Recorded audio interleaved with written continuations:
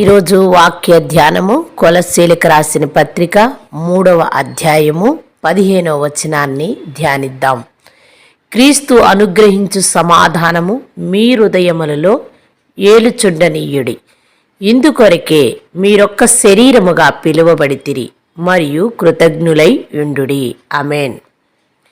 దేవాది దేవునికి మనము కృతజ్ఞతలు తెలిపేవారిగా, సమాధానముగా ఉండేవారిగా ఉండాలని దేవాది దేవుడు కోరుకుంటూ ఉన్నాడు. ఆయన యొక్క శాంతిని మనకు అనుగ్రహించాను అని పరిశుద్ధ గ్రంథములో రాయబడి ఉన్నది. యేసుక్రీస్తు వారు మన హృదయములో శాంతి ఉండాలని, ఆ శాంతి మన హృదయాలను పరిపాలించాలని కూడా కోరుకుంటున్నాడు. దీనికి మీరు ఒక్క శరీరముగా పిలువబడి ఉన్నారు అంటూ ఉన్నాడు. మీరు నిత్యము కృతజ్ఞతలు చెల్లిస్తూ ఉండాలి అంటూ ఉన్నాడు. దైవికమైన ప్రేమ సమృద్ధిగా మీలో ఉండాలి. సమస్త జ్ఞానముతో మీరు ఉండాలి. బుద్ధి కలిగి ఉండాలి. కృపాభావముతో మీరు ఉండాలి అని పరిశుద్ధ గ్రంథం తెలియపరుస్తుంది. ప్రియ సహోదరుడా, సహోదరి, మరొక మాటను మనం జ్ఞాపకముకు తెచ్చుకుంటే యోహాను సువార్త 14వ అధ్యాయం 27వ వచనంలో కూడా ఇలా ఉన్నది. శాంతిని మీకు అనుగ్రహించి వెళుచున్నాను, నా శాంతినే మీకు అనుగ్రహించుచున్నాను. లోకమిచ్చినట్టుగా నేను మీకు అనుగ్రహించుట లేదు. మీ హృదయమును కలవరపడనీయకుడి అంటూ ఉన్నాడు. ఆయన యొక్క శాంతిని, ఆయన యొక్క సమాధానమును, ఆయన యొక్క శక్తిని మనకు అనుగ్రహిస్తూ ఉన్నాడు ప్రభు అయిన యేసుక్రీస్తు వారు.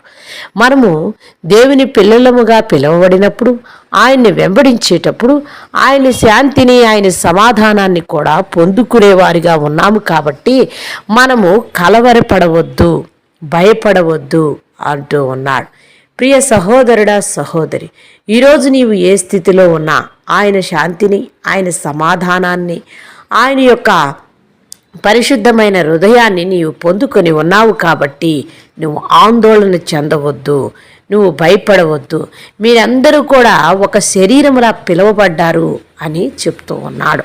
ప్రియ సహోదరుడా, సహోదరి, మానవుని యొక్క హృదయము శాంతితో నిండి ఉండాలి అంటే మీ ఆలోచనలు, మీ తలంపులతో నిండి ఉండలేరు. దేవుని యొక్క ఆలోచనలతోనూ, దేవుని యొక్క తలంపులతోనూ, దేవుని యొక్క వాక్యాన్ని ధ్యానిస్తూ మనము శాంతి కలిగి ఉండాలి. అట్టి హృదయమే దేవుడు ఇస్తాను అంటూ ఉన్నాడు. నీవు నేను కూడా చేయవలసిన పని ఆయన్ని వెంబడించటం, నిత్యము దేవాది దేవునికి కృతజ్ఞతలు చెల్లిస్తూ ఉండాలి. అప్పుడు చెల్లించినప్పుడు ఆయన మనకి ఆయన యొక్క శాంతిని అనుగ్రహిస్తాడు. ఈరోజు నీవు అట్టి ఆజ్ఞను కలిగి ఉన్నావా? అట్టి తలంపులను కలిగి ఉన్నావా? అట్టి హృదయాన్ని నీవు కలిగి ఉన్నావా?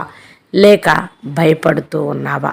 నీ శాంతికి భంగము కలిగించే, నీకు వ్యతిరేకముగా ఎదురయ్యే సమస్యలు, బంధకాలు, కంగారు పడటం, ఇలాంటివన్నిటిని కూడా నీవు ఎదిరించినప్పుడు, దేవునికి నిత్యము కృతజ్ఞతలు చెల్లిస్తూ ఉన్నప్పుడు నువ్వు శాంతిని, సమాధానాన్ని కలిగి ఉంటావు. నీలో ఉన్న కోపము, నీలో ఉన్న వ్యసనము, నీలో ఉన్న పాపము, వాటన్నిటిని తుడిచివేయగలుగుతావు. ఫిలిప్పీయులకు రాసిన పత్రికలో 4వ అధ్యాయములో 7వ వచనములో ఈ విధంగా రాయబడి ఉన్నది. అప్పుడు సమస్త జ్ఞానమునకు మించిన దేవుని సమాధానము యేసు క్రీస్తు వలన మీ హృదయములకు, మీ తలంపులకు కావలియుండును. ఆమేన్. మనం ఎప్పుడైతే ఆయన్ని వెంబడిస్తున్నామో, ఆయన్ని స్తుతిస్తూ ఉన్నామో, దేవాది దేవునికి కృతజ్ఞతాస్తుతులు చెల్లిస్తూ ఉన్నామో, అప్పుడు దేవుడు మనకు సమస్త జ్ఞానాన్ని ఇస్తాడు. సమస్త వివేచనను ఇచ్చి సమస్తమైన సమాధానము యేసు క్రీస్తు ద్వారా మనకు తెలియపరిచి మన హృదయాలకు నెమ్మదిని కలగజేస్తాడని నేను నమ్మాలి. ప్రియ సహోదరుడా, సహోదరి, ఈ దినము నీవు ఈ విధంగా సమాధానముగా శాంతి కలిగి కలవరపడకుండా ఉండాలని ప్రార్థిద్దామా? చిన్న ప్రార్థన చేసుకుందాం. మహాపరిశుద్ధుడా, మిక్కిలిగా మమ్ము ప్రేమించే మా పరలోకపు తండ్రి, మీ దివ్యమైన పాదములకు కృతజ్ఞతా స్తోత్రములు. నాయన, నీవు శాంతిని, సమాధానాన్ని దయచేసే దేవుడు అయ్యున్నావు. అవును ప్రభువా, మా హృదయములకు నీ శాంతిని దయచేసి మాలో కలవరమును తీసివేసి మాకు జ్ఞానమైన హృదయాన్ని, సమాధానమైన హృదయాన్ని, శాంతి కలిగిన హృదయాన్ని దయచేయమని నిత్యము నీకు కృతజ్ఞత కృతజ్ఞతాస్తుతులు చెల్లించే బిడలగా మమ్ముల్ని వినుచున్న వారిని ఆశీర్వదించి దీవించి మేలు చేసి మహిమ పొందమని మా ప్రభువును మీ ప్రియ కుమారుడు మా రాజు రక్షకుడైన యేసు క్రీస్తు నామమున ప్రార్థిస్తున్నాం మా పరలోకపు తండ్రి. ఆమేన్.